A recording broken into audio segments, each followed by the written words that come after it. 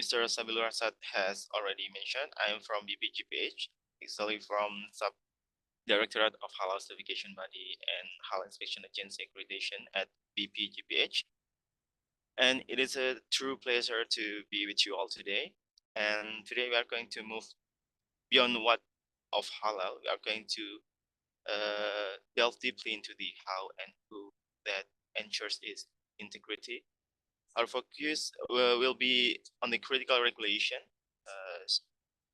structure, and the professional roles, specifically for the halal auditor and Sharia board in this case.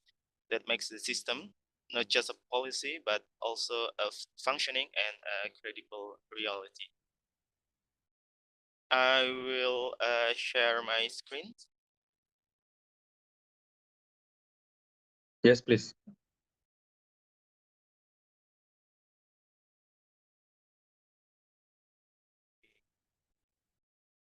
Can you see the screen? Yeah. Good. Okay, then. Perfect.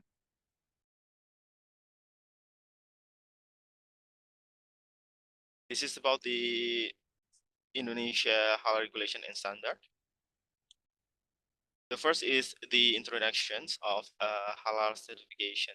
The halal certification is a process that ensures food and other products meet the strict guidelines set by Islamic law. This is essential for Muslim consumers who require assurance that what they consume is permissible according to their religious belief. Okay.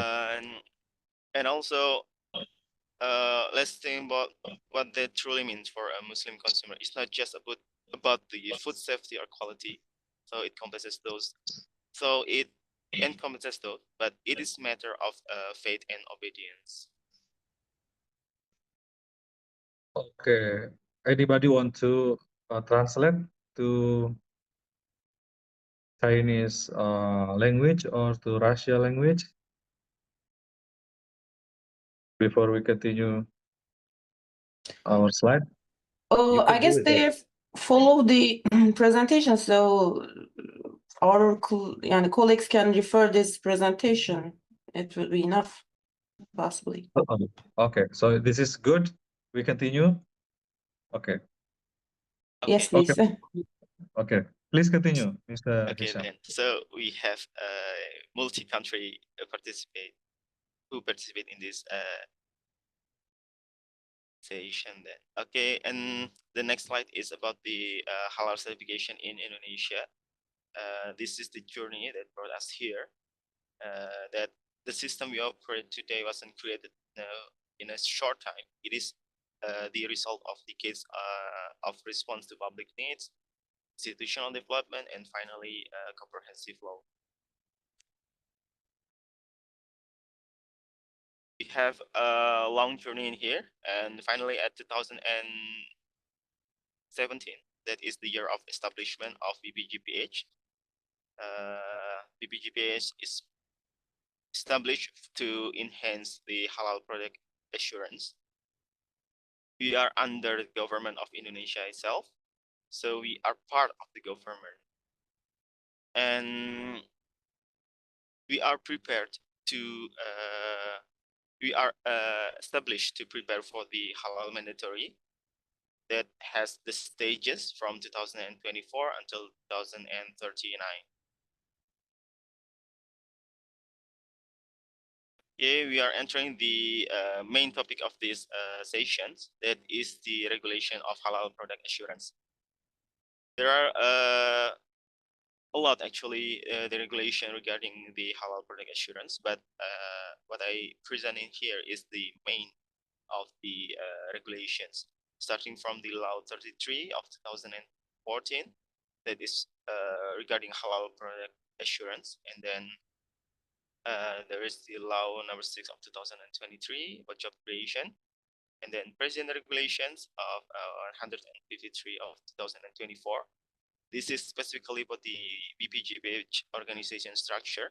For information that before this regulation, BPJPH is under the Ministry of Religious, but after these pricing regulations, we are separated from many ministries of religious, and we are a different body, specifically only for halal. And then after the pricing regulations of 153, there is a government regulation number 42 of 24. This is about the practicing halal product assurance. And then there is Ministry of Religious Affairs decision 748 of 2021 and 944 of 2024. This is about the type of mandatory halal certified products. So this is there is a specific regulation that the content is about the type of product specifically that is mandatory to be halal certified. And then also there is this Ministry of Religious Affairs decisions number 1316 of 2021. This is about the positive list products. So if from 748 and 944, that is the halal, that is a product that is mandatory for halal certified, while for the 1360 is the exclusion from halal certifications.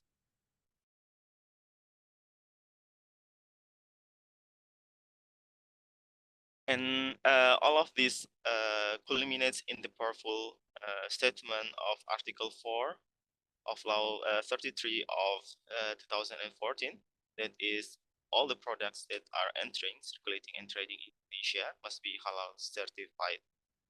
This is not a voluntary standard. It is legal obligations. And our role as certification bodies is to be the essential instruments that make this legal obligation a reality. And we are the operational arm of this law. We're moving to the terms of non-halal descriptions. That the business actors that produce a product from ingredient that contain haram material is excluded from halal certificate application, but they can still enter, trade, and circulate in Indonesian market. Business actors who will market these non-halal products are required to include non-halal descriptions on the packaging or certain parts of the product. So the system is pragmatic. It doesn't ban them, these non-halal products. It regulates and labels them for consumer clarity. So who does this apply to? Surely this apply to the businesses, the business operator that intentionally use haram material, such as alcohol producer, pork product manufacturer, and so on.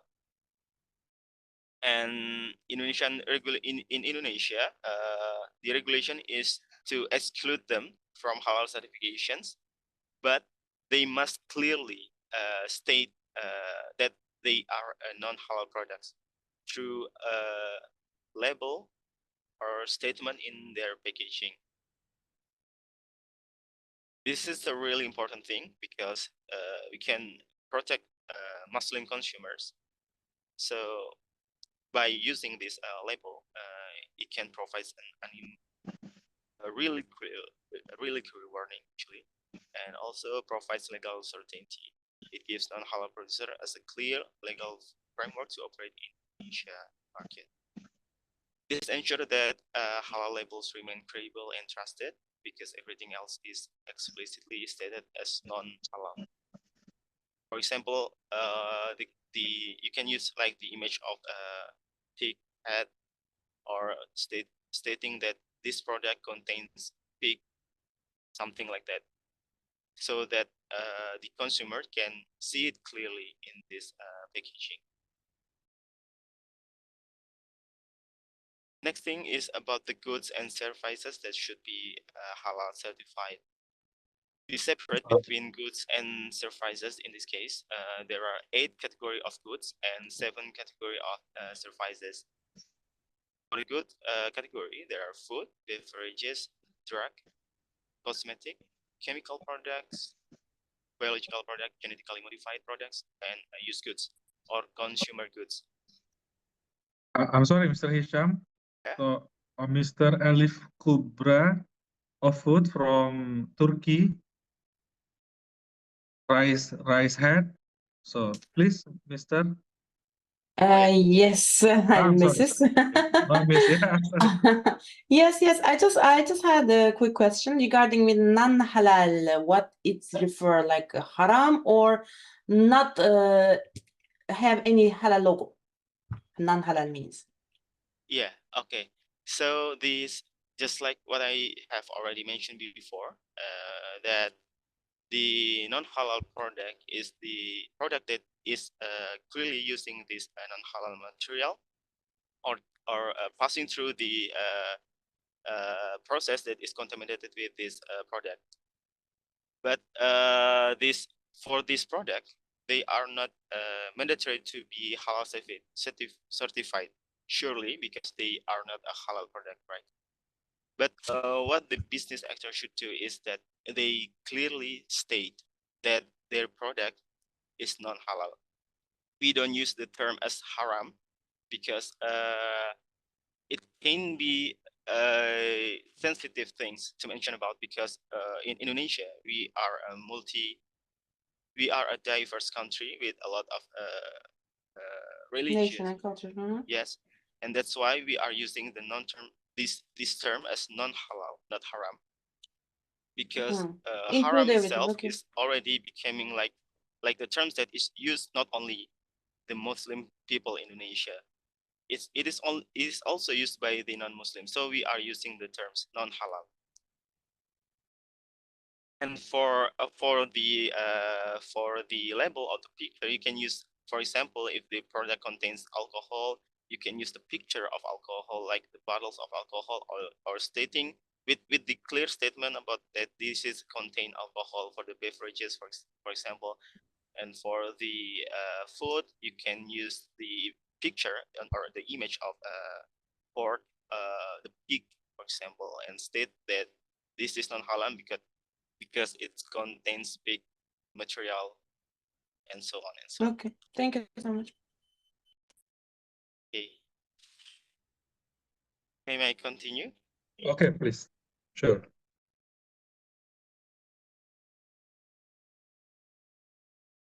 Okay. So we have this. We have divided between goods and services.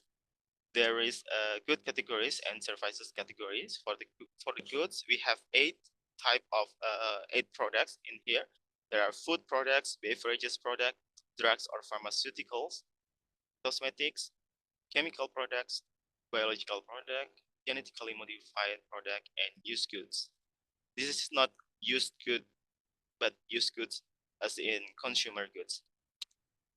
For the food, beverage, drugs, and cosmetics, the type of product classified by ministry after coordinating with related ministry and institutions, and also Majelis Ulama Indonesia, or MUI. And then for the chemical, biological, and genetically modified products, it is only for the product that is related with food, beverages, drugs, or cosmetics. Well, for the used goods,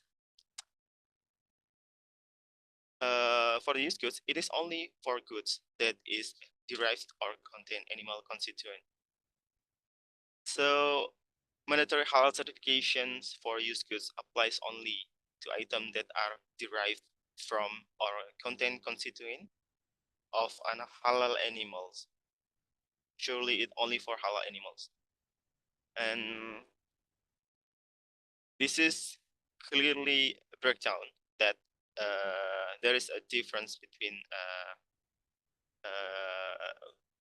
for this use good. First is for the category of inherently neutral, a product that is made, a used good product that is made from 100 synthetic, for example, plastic, and then the product that is created from plant or mineral materials, such as a wooden table, glass window, it is inherently permissible because the product itself that clearly does not contain animal constituent, so it does not need halal certification.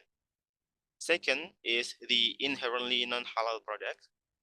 It is the product that are made from or containing a non-halal animal, such as pig leather, snake skin, that is definitely haram.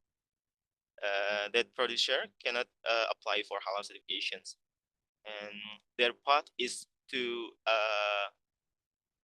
non-halal labeling products. So they can export their products to Indonesia, but they have to use this non-halal labeling. Okay, and next thing is about the services. We have 7 types of services in here. There is slaughtering, processing, storage, packaging, distributions, trading, and serving. Trading or sales in this case. For these services, it is only the services that is related with food, beverages, drugs, or cosmetics.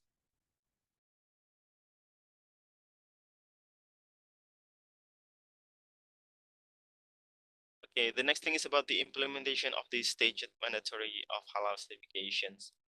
For the stage mandatory, it is related to the previous slide regarding the type of the products, regarding the category of the products, because this stage mandatory is divided by the type of this category.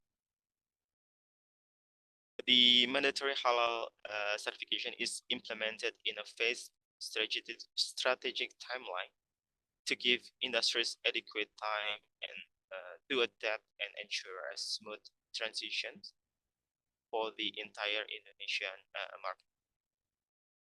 This phasing itself follows a logical order, starting with the most critical daily consumables, for example, the food, beverages, and slaughtering product, and also the slaughtering services.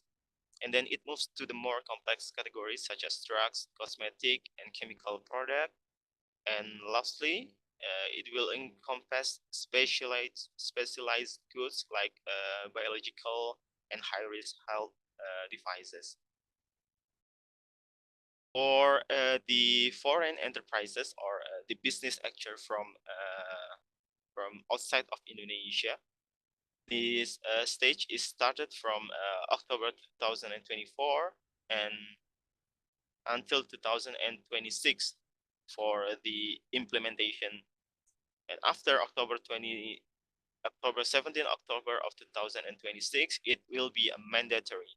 So this product, including the other product that are mandatory starting from 2021 until 2026, for example, the traditional medicine, quasi medicine, and health supplements, and then the cosmetic, chemical product, and GMO product, used good in the categories of clothing, head covering, accessories, and so on, just like what you can see in this slide.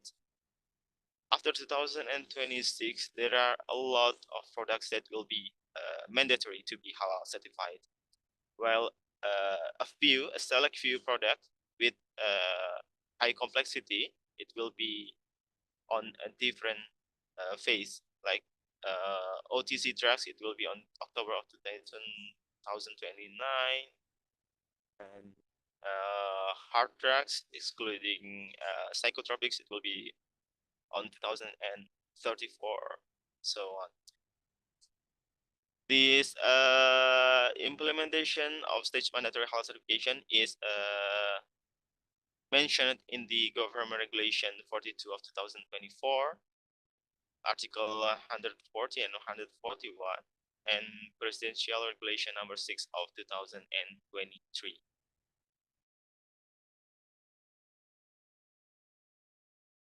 Provision of Article 35 of Minister of Religion Regulation number 26 of 2019 on the implementation of halal product assurance. For the products that do not yet have halal certification before the mandatory halal deadline, they can still enter, circulate, and be traded in the territory of Indonesia as long as they have circulation permits, business trading permits, and or import permits. This is mentioned in Article 35 of PMA number 26 of 2019. And in accordance with the regulation regarding the staged implementations of product types that are mandatory to be halal certified. This staging does not apply to animal products for which the halal obligation has been established in the regulation. For example, the halal obligation for fresh animal products that enter Indonesia in accordance with law number 41 of 2014. Products that were already halal certified before law number 33 of 2014 came into effect. Well, for the products, beverages, for the food products, beverages, slaughter products, and slaughtering services that are not halal certified after October 17 of 2024 will be subject to written warning, sanctions, and withdrawal of goods from circulations. This is for the Indonesian product. Well, for the business actor from abroad, this apply after October 17 of 2026. Okay, then the next thing is about the halal certification options for overseas products. There are two ways to apply for halal certification. The first way is through BPJPH. So the business actor can apply the certification in Indonesia through registration to BPJPH via Si Halal. For the picture for this first phase, for first way is by halal inspection agency that is outsourced by BPJPH under the control monitored by BPJPH. So we have a lot of halal inspection agency in Indonesia, 117 I guess as of now. We have a lot of them. Some of them are still under the category of Pratama, that is, they can only certify in their local region, while some others are already have this Utama category. That means that they can certify product overseas. So there is this leveling in a halal inspection agency in Indonesia. And then there is this second ways, that is certification in the country where the product or service is produced by a foreign halal certification body that is recognized by BPJPH. For this second way, this is, for example, like you guys from in this room that are come from foreign halal certification body. So the first option is actually usually chosen by the business actor that they have no HCB in their own country, so that they can apply directly to BPJPH. While for the country with a foreign halal certification body, just they can apply to their own HCB in their own country. In BPJPH, we have this regulation that we cannot, actually it's not on BPJPH only, but in Indonesia, we cannot certify, we cannot accept the certification that is crossing the border of the country. For example, if there is a business actor that is from China, the product cannot be certified by the halal certification body from America, for example, or from any other country. Even for the neighboring country, they cannot do. The certificate cannot be accepted by Indonesia by BPJPH if it's done by the cross-bordering country. We can only accept the certification that comes directly from the SCB that is located from their own country. So SCB in China can only issuing the certificate for the business actor in China, and that's what applies in Indonesia regulation. So we can only accept certification that is issued by ACB from their own original country.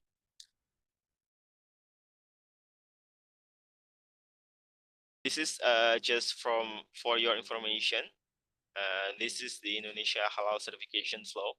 This is applied to Halal Inspection Agency that I have already mentioned before. There are a few steps for us to certificate that business actual can apply the applications, and BPJPH will do the verifications and also the confirmations. And then there will be examination process that is done by Halal Inspection Agency. This is a partner of BPJPH. They are monitored, they are evaluated by BPJPH. And the result will be sent, the copy to BPJPH, and then the MUI will issuing the fatwa regarding the halalness of this product that has been inspected. And after that, if the product is passing this halal fatwa, then the certificate can be issued by BPJPH. For the certificate in Indonesia, the only institution that can issue the certificate in Indonesia is only BPJPH. For the Halal Inspection Agency, they only do the inspection thing. They can only examine, they can inspect the product, but not issuing the certificate. All certificate in Indonesia is issued by BPJPH. This is the documents required for regular halal certifications. Of course, it depends on the ACB. These required documents depends on the country. This is this is the Indonesia requirement.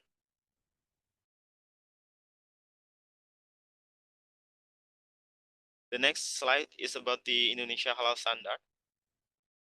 Actually, I have already mentioned before in the previous slide a few of them, but this is about the regulation. So then this is the standard.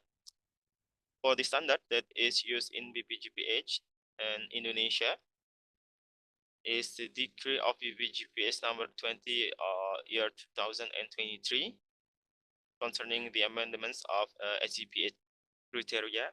And then there is this Indonesian standard SNI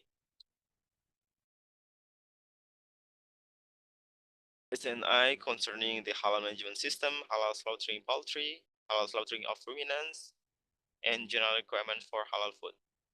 And then there's this BPJPH regulation number 3 year 2023. This is concerning guidelines for SCP accreditation and conformity assessments. This is the regulation that is becoming the guidelines for SCB if you want to be accredited by BPJPH. And then there's this decree of the head of BPJPH number 77 year 2023 regarding the ruminant and poultry slaughter. And then there is this decree of head of BPJPH number 78 year 2023 concerning guidelines for halal certification of food beverages with processing. Okay, actually, what is HGPH? I have already mentioned before. This is a really common term that is commonly used in Indonesia standard Indonesia regulations. So SGPH, System Jaminan Produk Halal, and in English we can call it Halal Product Assurance System, is an integrated and systematic approach that is structured, implemented, and maintained by identifying materials, potential contamination throughout the production process. Then the products and then the resources and the procedures. This ensures and maintains the continuity of halal productions in accordance with the requirements set by BPJPH. The SGPH has these 5 main criteria. The first is commitment and responsibility, that is including the halal policy, responsibility of business action, and human resource development. Second is about the materials. This covers raw materials, auxiliary materials, and additives material. And the third is halal product process, or PPH. This requires for this criteria, it requires the separations of locations, spaces, and equipment for slaughtering, processing, storage, packaging, distribution, sales, and serving between the halal and non-halal products. Fourth is the product itself. The product must be manufactured using halal materials that are safe for consumption. Not only we are talking about halal, but we also highlighting about the safe of the foods, the safe of the product. So the product should be manufactured using halal materials that are safe for consumption. Compliance with Islamic law must be ensured throughout preparation, processing, storage, packaging, and distribution. The product's name, appearance, and characteristic must align with established regulations. And then the last one is about the monitoring and evaluations.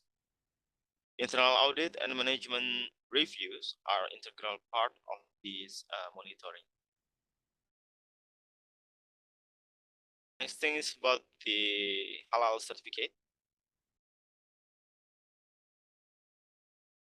From the slide, you can see this is the example of halal certificate that is issued by BPJPH. That BPJPH issues halal certificate based on written halal fatwa, or the determination of product halalness by MUI, or the Halal Product Fatwa Committee. The halal certificate is valid from the date of issuance by BPJPH and remain valid as long as there are no changes in the composition of the ingredients and or halal product process. The halal certificate is in digital form and electronically signed, and it can be downloaded through the Halal application. The halal certificate issued is valid for one type of products. The type of product is in accordance with the provision of KMA 748 of 2021 and KMA 944 of 2024 on the type of mandatory halal certified products. There are a lot of products in this KMA, differs by the category, just like what I mentioned before. So the certificate only valid for one type of product.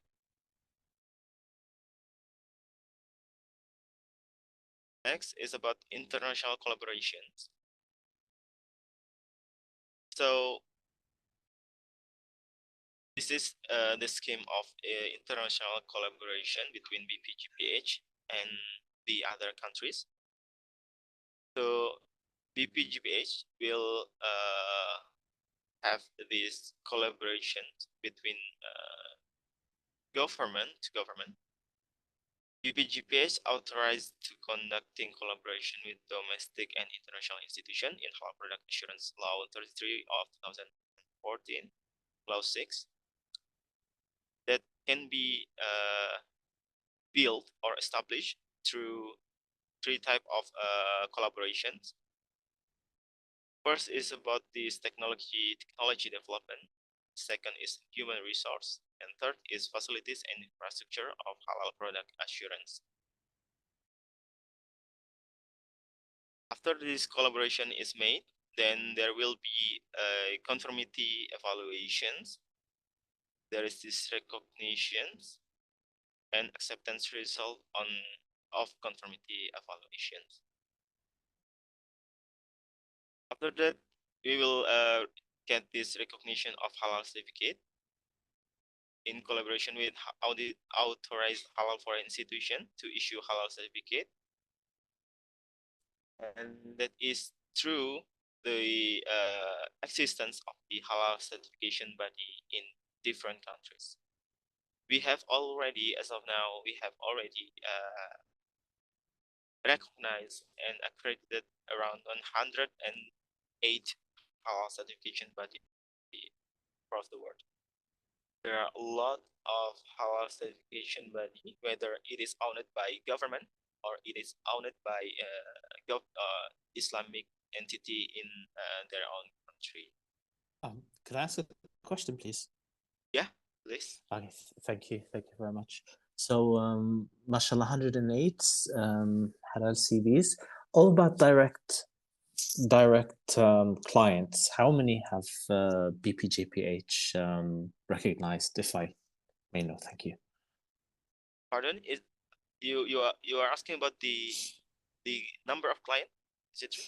The number of clients that have got BPJPH recognition directly by registering with BPJPH, not through a halal CB, the first type of recognition. Thank you.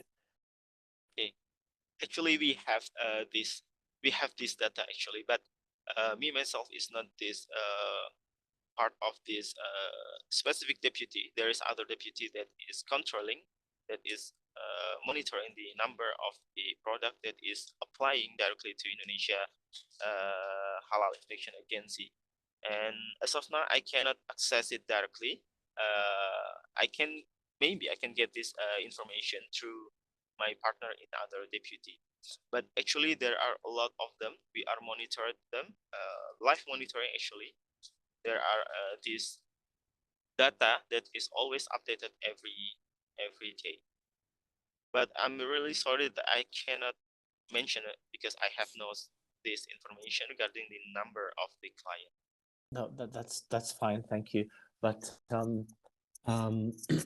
if there is direct recognition from a company, say we have in our Lithuania branch, we have in 12 countries, alhamdulillah, like our Lithuania branch, we have BPJPH recognition. Now, say in Poland, there's a client which is also in the European Union. He wants to export to Indonesia. Can he use our Lithuania recognition, or it's not allowed? It has to be from inside Poland. Okay.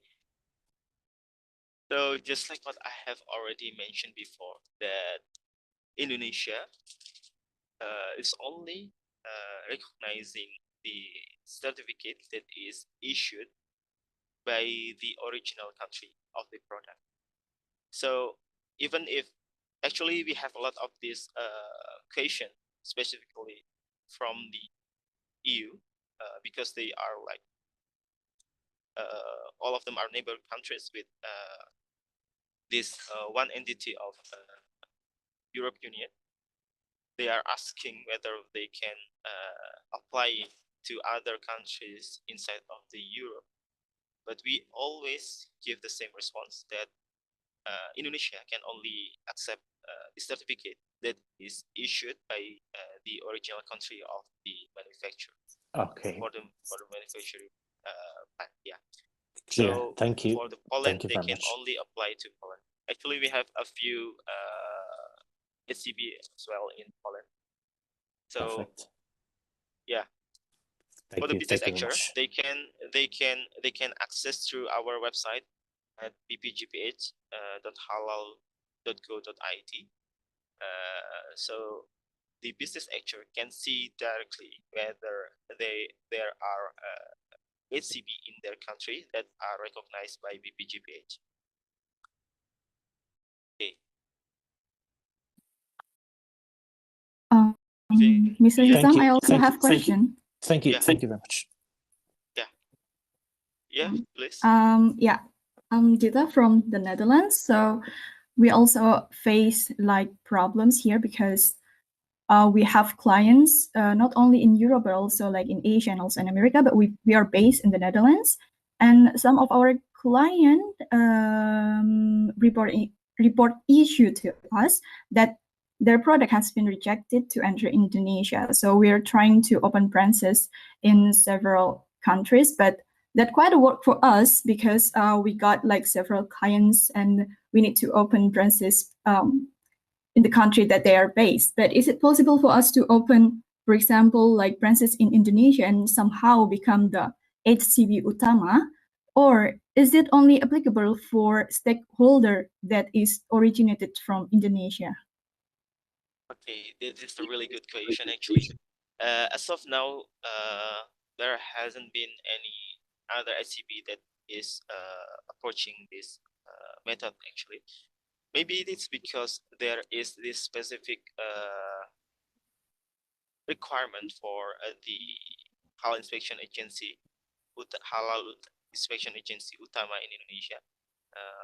For example, that there is this legal documents that is only applies to Indonesia business actor in Indonesia, for the company of Indonesia, that they have to supported by Islamic entity in Indonesia, and then they have to proven by the legal documents from Indonesia governments. Actually, there are a lot of requirements that is possibly maybe it is impossible if it's not established by Indonesian people with their own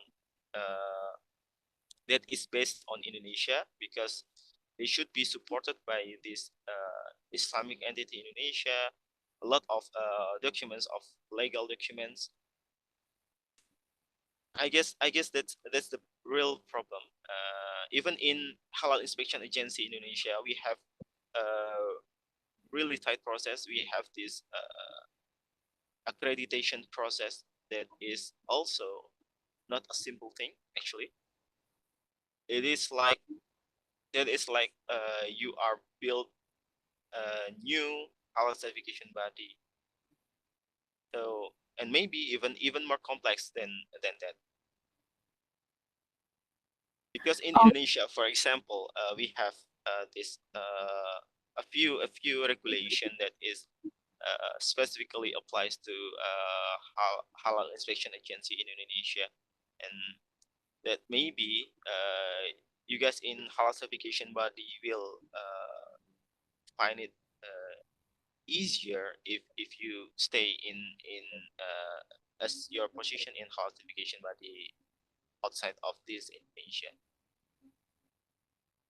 Okay, so it's in wrap, it's quite impossible for us to open branches in Indonesia, but instead we can open branches in several countries. Yes. So we need to open branches in each countries where our client is based. That's what you say. Yes. Okay. Okay. Yeah. Thank you. Okay. Yes. We can move to the next slide. This is the requirement for halal certification body, for foreign halal certification body. Just like what I mentioned before, that there is this different requirement for local certification body and foreign halal certification body. This is specifically for the halal certification body, foreign halal certification body. The first thing is that this halal certification body should be owned or established between these two entities. The first is the government, and then the second is the Islamic organizations. So if you are not a government entity, you have to be owned or supported by Islamic organizations. This is a fundamental aspect that should be proven to BPJPH, that you have this support, that or even you are owned by these Islamic organizations. A lot of ACBs is actually facing this problem. For example, they are trying to apply it to Indonesia, but they cannot find in the initial application, they cannot find the Islamic organization that will support, that will backing their activity in terms of halal certification. So this is a really vital aspect for halal certification body. They should be honored between the government or the Islamic organizations. And then the other requirements is that they should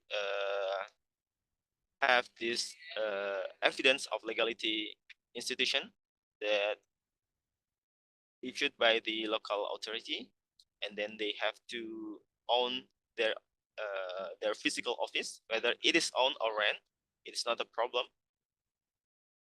But you have to own this physical office. You have to show us that you have this physical office, and giving us the specific address. And then you have an organizational structure. And then for the number 4 to number 5, this is about the personnel. This is you guys from Halal Auditor and Sharia Board. The NCB should have at least 3 Sharia board. Their main duty is to determine the halalness of the product. And then there is this halal auditors that is at least 3 people. And for number 6, you have to own your own halal standard that is adjusted or in accordance with halal product assurance standard in Indonesia. If you are trying to apply for NCB Indonesia, surely you have to adjust your standard to Indonesia standard.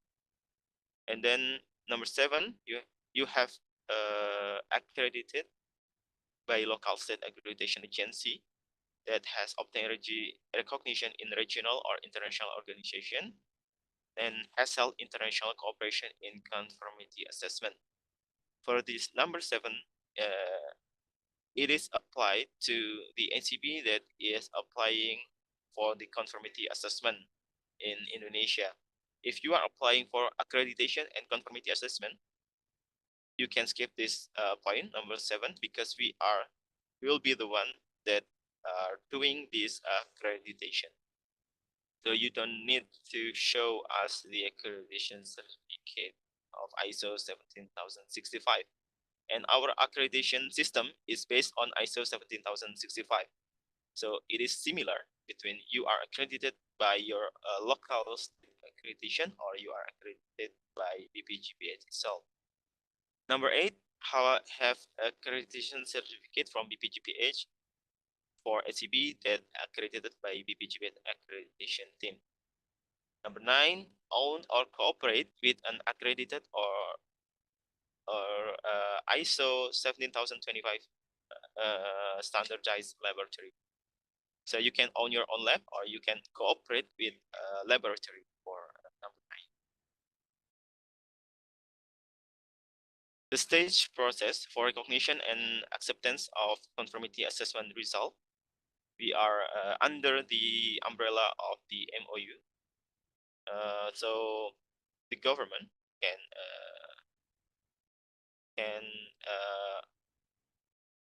establish the MOU with Indonesia government, and then we are going to, after the MOU is established, we will do the assessment and accreditation.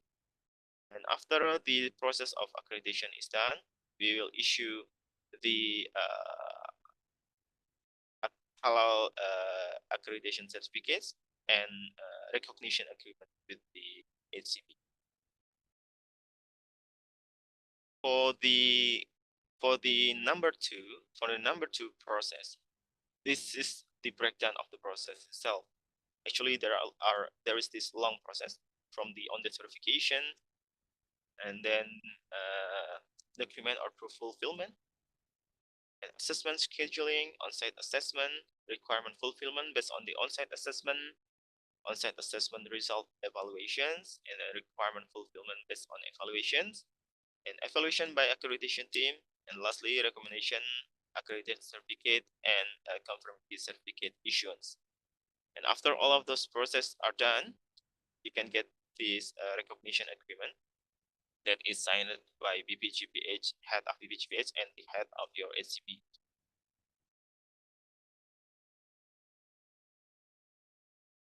Then we are moving to the requirement for halal auditor based on government regulation number 42 of 2024 and BPJPH regulation number 3 year 2023. The requirement to be halal auditor, first is the ID card or CV. Second, they should be a Muslim. They have to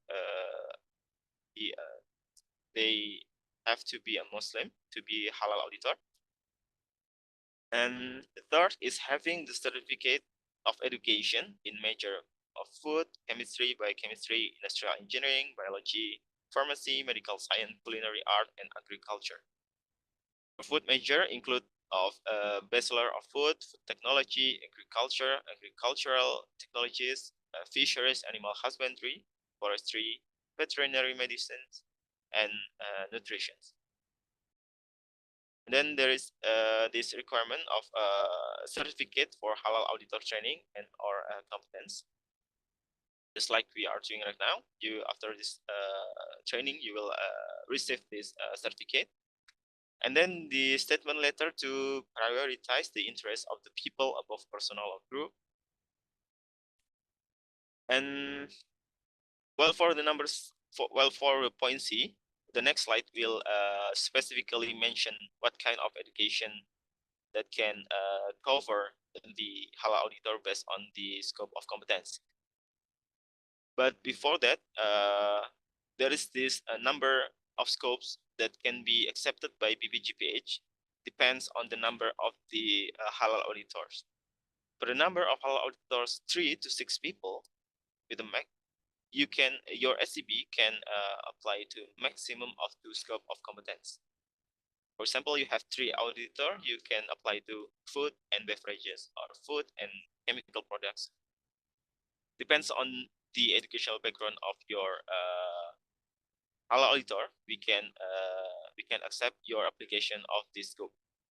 Or if you don't match this educational background with the scope that you are applying, we may suggest you to change to other scope. Or else you can also add the number of auditors with the relevant educational background so that you can get the scope of competence that you are trying to obtain from Indonesia accreditation. For the number of auditors, 7 to 15 people, you can apply to maximum of 5 scope of competence. For the number of halal auditors, 16 to 30 people, you can apply to maximum of 10 scopes of competence. And the number of halal auditor that is more than 30 people, you can apply to 15 scope of competence. This is the educational qualifications of Mr. halal Hisham, I have auditors. a question. I'm sorry. Yes, please. Yes. Another question regarding the requirement for foreign SCB, because you mentioned that minimum we need to have 3 Sharia board and 3 auditors, right? Yeah. And in case if we want to open a branch, for example, in Spain, but our headquarters is in the Netherlands, should we also recruit another people, like 6 more auditors and 6 more Sharia board, or we can assign people from the headquarters to our branches?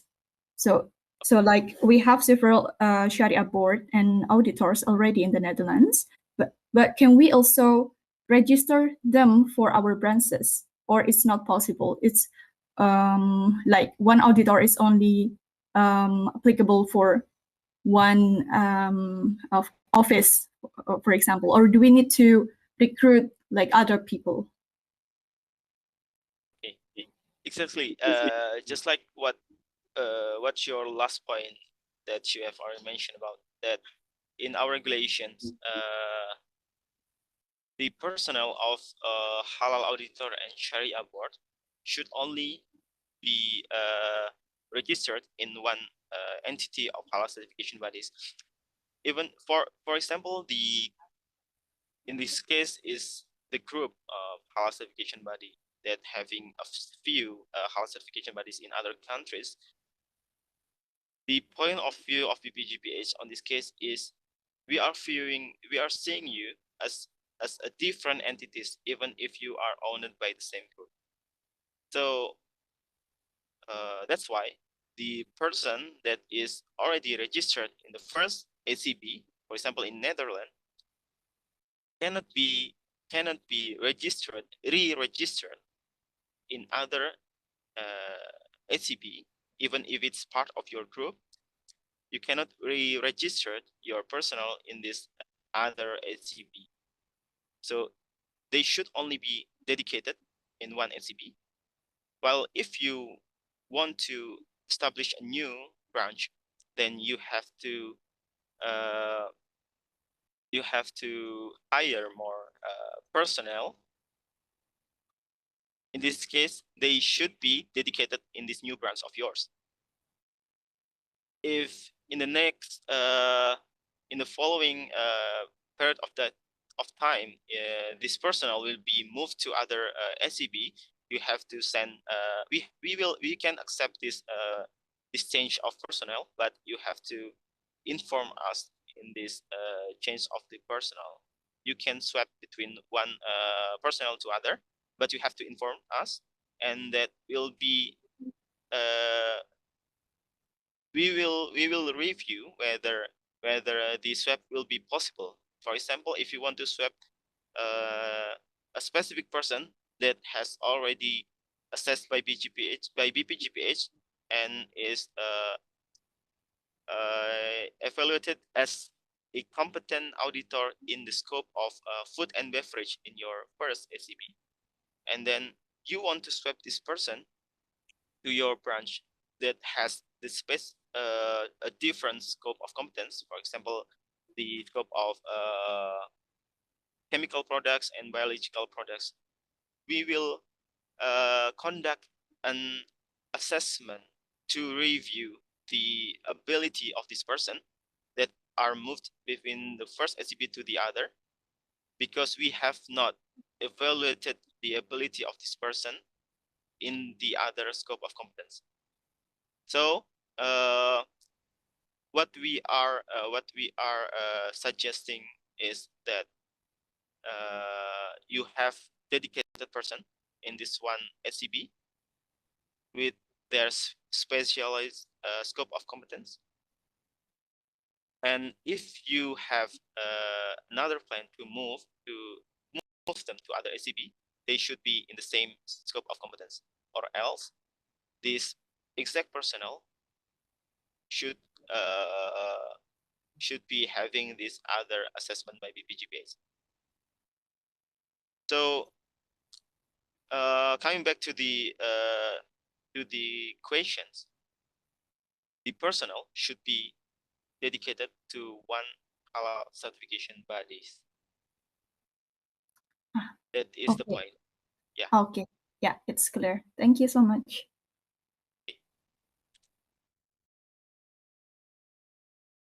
Okay, so this is what I have already mentioned before, that there is this specific educational backgrounds that can be accepted for the specific scope of competence as well.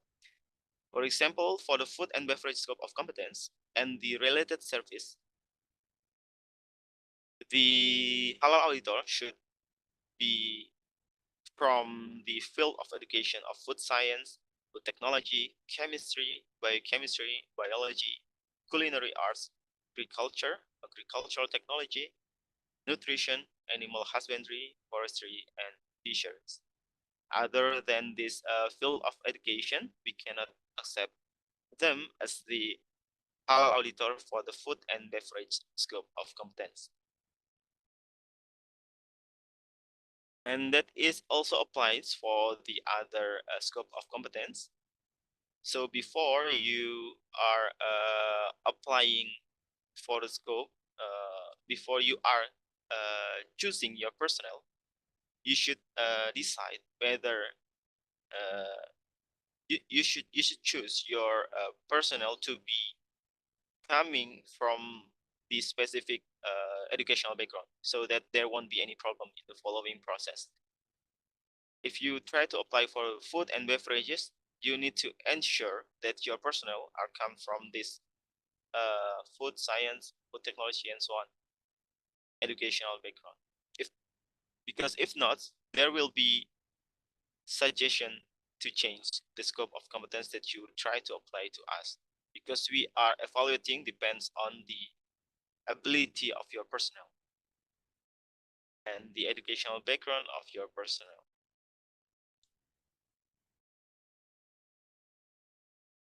This is the Halal auditor duties based on Indonesia Regulation number 33, year 2014, clause 15. That halal auditor is a person who has capability for auditing or checking halal products. They should check and review the materials used, check and review the product processing, check and review the slaughtering system, researching product locations, examining equipment, production plan and storage, check distribution and presentation of the products, and checking the halal guarantee system of business actors. Lastly, report the inspection and or test result to halal certification body.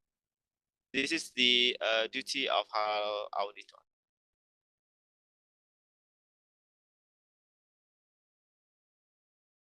Well, for the Sharia board, we have a different requirement. For the Sharia board, they should be having certificate of education and graduated from Islamic or Sharia major. So other than Islamic or Sharia major, we cannot accept them as the Sharia board in your SCB. Because just like what I've mentioned before in the previous slide, that the main duties of the Sharia board is to determine the halalness of the product. So they should be having the competence, having this educational background from Islamic or Sharia major. And then you need to show us the identity card, the CV, and the determination letter from chairman of the SCB. And they should having certificate of halal product assurance system training or the Sharia board training from Indonesia Training Institution.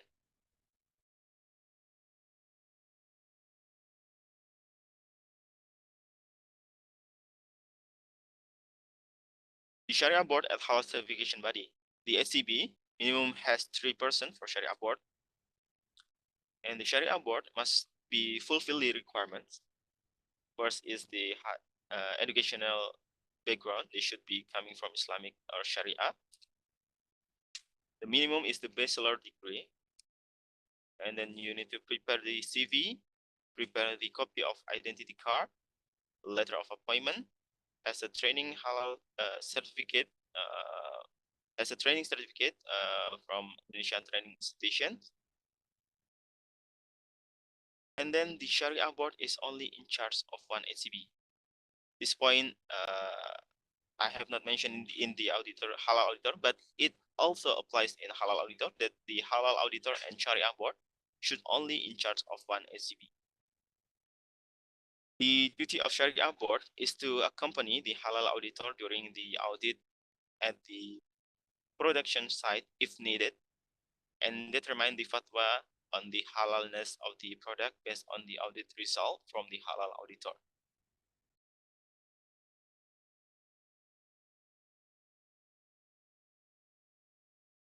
This is the things that should be highlighted, that in accordance with the applicable halal regulations in Indonesia, the Sharia board is not halal Sharia auditor. So it is not required to be, so they are not required to be present at every halal certification audit. However, if the presence of the Sharia board is required during an audit, they may participate alongside the halal auditor in conducting the audit. But when it was happening, when they are assigned to join this audit, the Sharia board does not have the authority to issue a fatwa regarding the product that they are participated in auditing, for them to avoid any conflict of interest. I guess this is a really important point, because most of the SCB actually have their Sharia board, or maybe Islamic expert and so on. They have different names. Most of them are appointing their Sharia board to also join the audit. But they also participated in the determination of the halal product. Even if they are saying that the specific person that is joining the specific audit will not determine the halal of this product, but in their quality guidelines or in their procedures, they are not mentioning about these things that they want joining in the audit. They won't be joining in the determination of the product that they have audited. This is a really important thing, because we have to maintain the impartiality. We have to ensure that there are no conflict of interest. I guess that's all the material that I need to deliver in these sessions. If you have any other questions, you may ask directly to.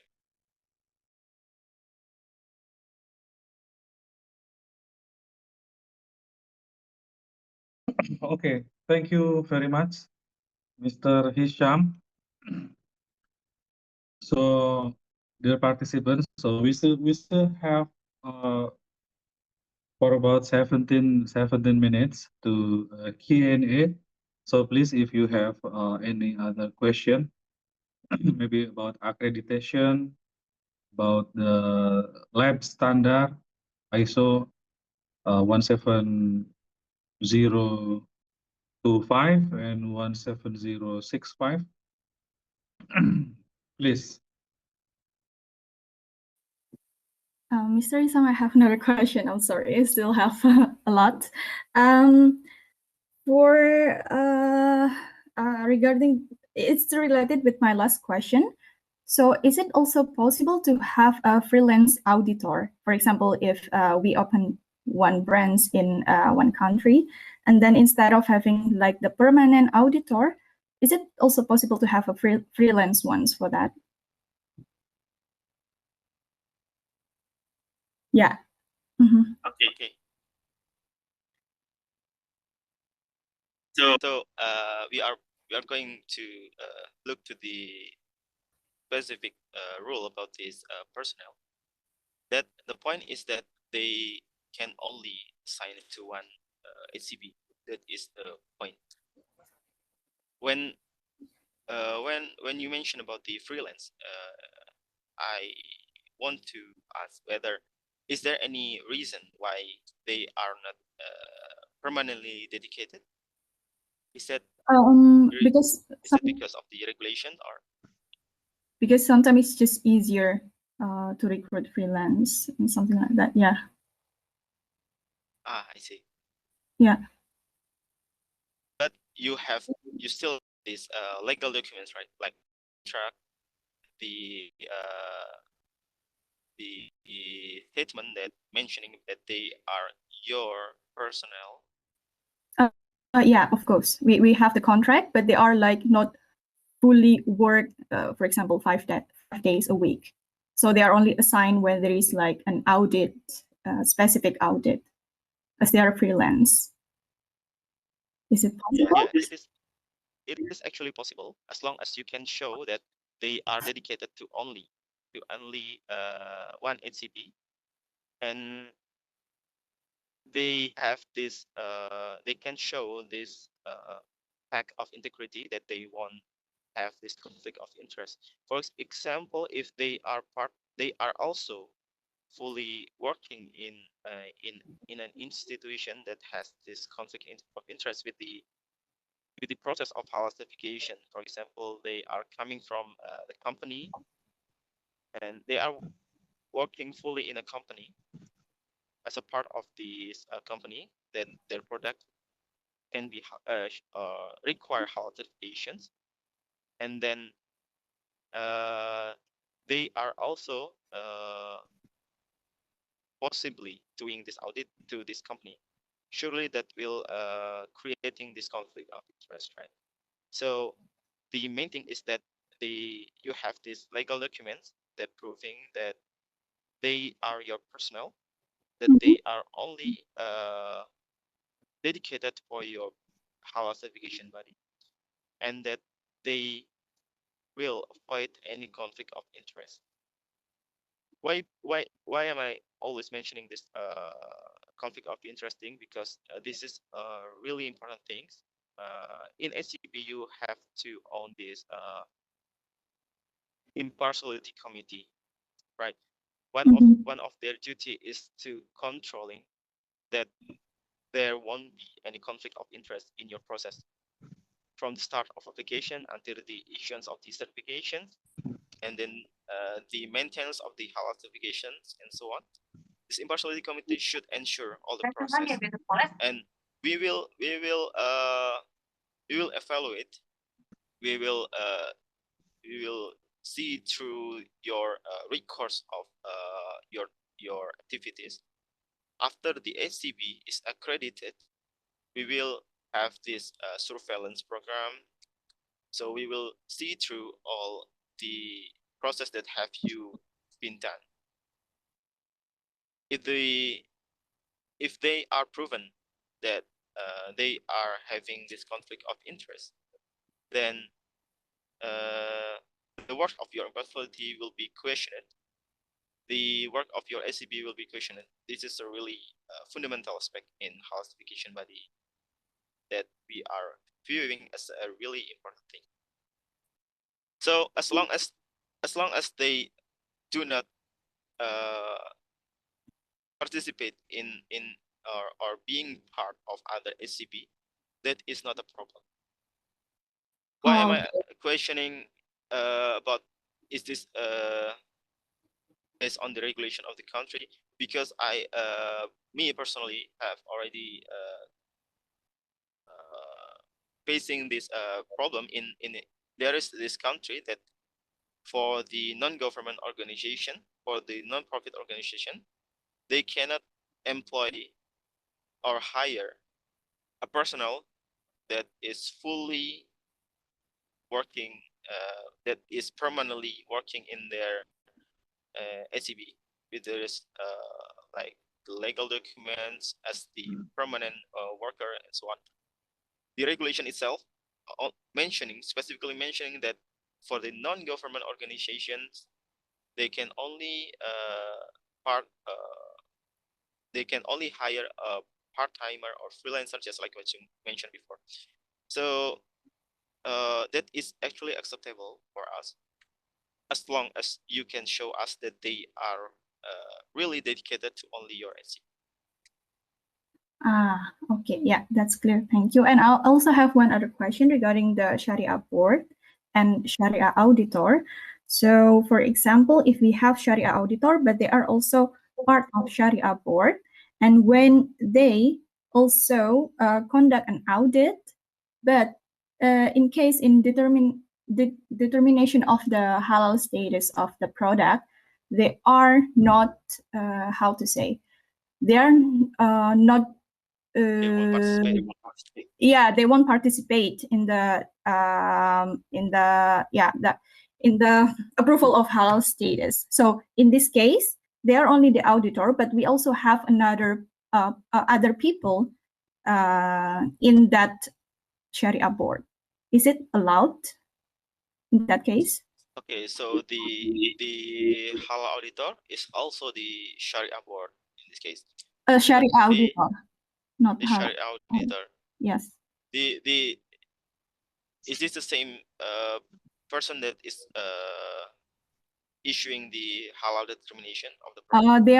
They are part of Sharia board, but they are not this the one who participate in halal status is not the same. They cannot Okay. join because they are auditing. That is acceptable. That as long as you clearly mention it in your procedure or in your quality guidelines, that the person that is joining the audit will not joining or participate in the issuance of this specific product that he has been audited before. It is Okay. acceptable. Yeah. Okay. Thank you.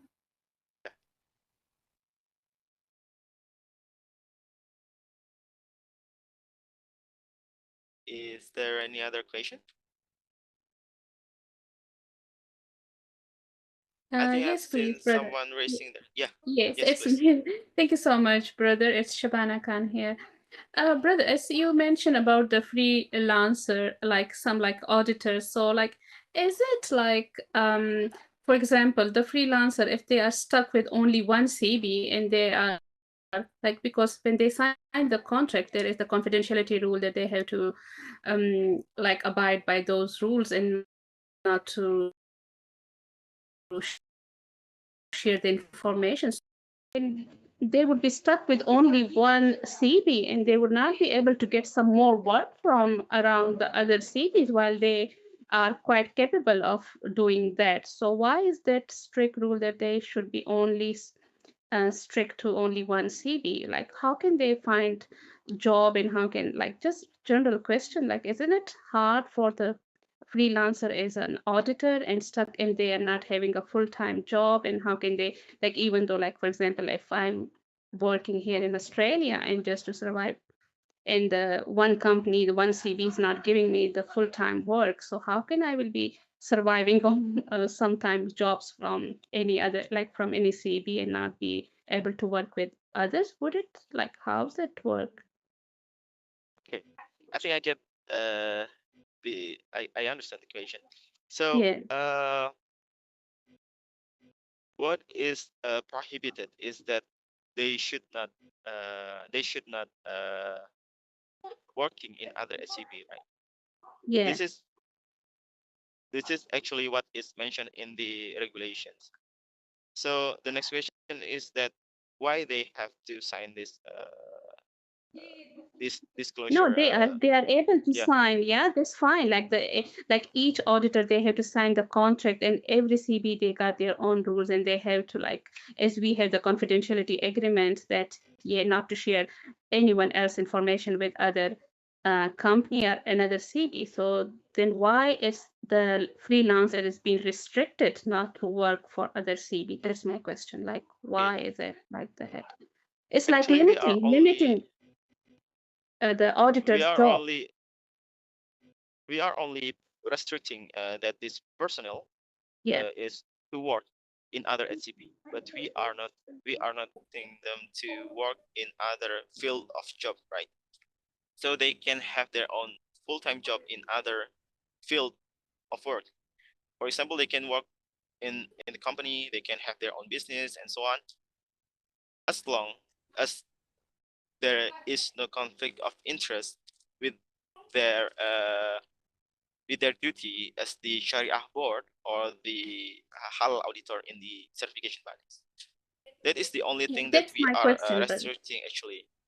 Yeah, so this what is my question. Like, for example, I'm a technical auditor, and if I'm being restricted to one CB as a freelancer, why I'm not allowed to work for another CB as a freelancer as well? So that's why I will get more jobs, like, to survive in a being as only the auditor, like the technical auditor, if I wanted to continue in this field of the halal technical auditor. So I should be allowed to work as long as I'm abide with the rules, not with the confidentiality rules, and not crossing any limits of what I have been asked by each CB. That's what my question is. Like, if I don't have any other job and I'm working as a freelancer for why I would not be able to work for more than one CBs if I can do that, being as a halal or technical auditor? Okay, I guess this is just maybe that applies in other maybe like in your Australia, just you mentioned that they want to restrict as long as you have signing this disclosure agreement and so on. Yes, yeah. But in Indonesia regulations, we are on our way to maintain the this disclosure agreement, this integrity of these personnel. We are only allowing them to be assigned to one CB. This is applied to our halal inspection bodies in halal inspection agency in Indonesia as well. So that's why we are also applying this rule in abroad in foreign certification bodies. This is our point of view of the maintaining of the secret of the client, the business actor, because you will review a lot of the documents of your clients, right? And you are also having this information about your CVs.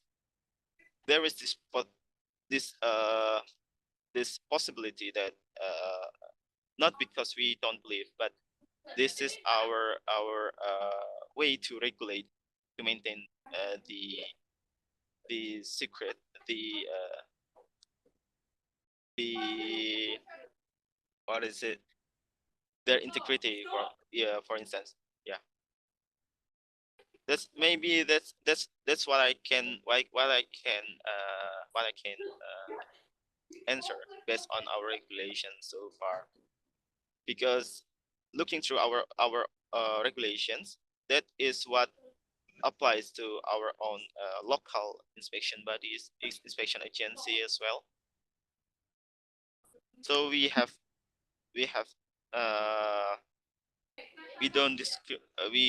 no difference of viewing how to maintain this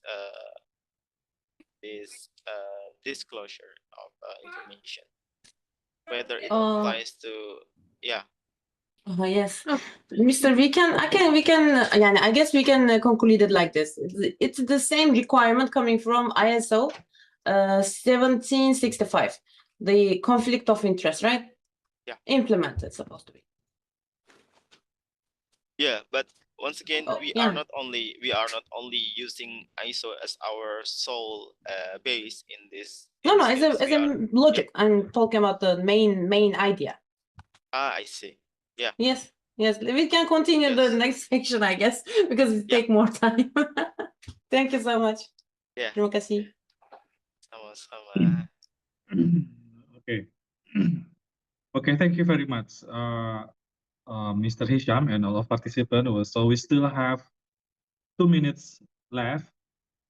So maybe Mr. Hisham want to give a closing statement, please.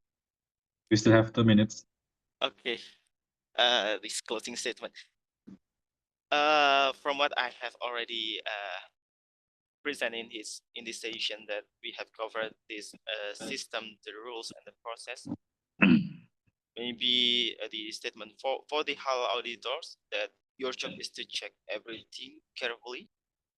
So be honest, be sharp, and write clear reports, because you are the finder of the facts. And for the Sharia board, because your job is to make the final call based on the Islamic law. Be wise, be fair, and be brave. You are the keeper of the rule. Both of you are need each other.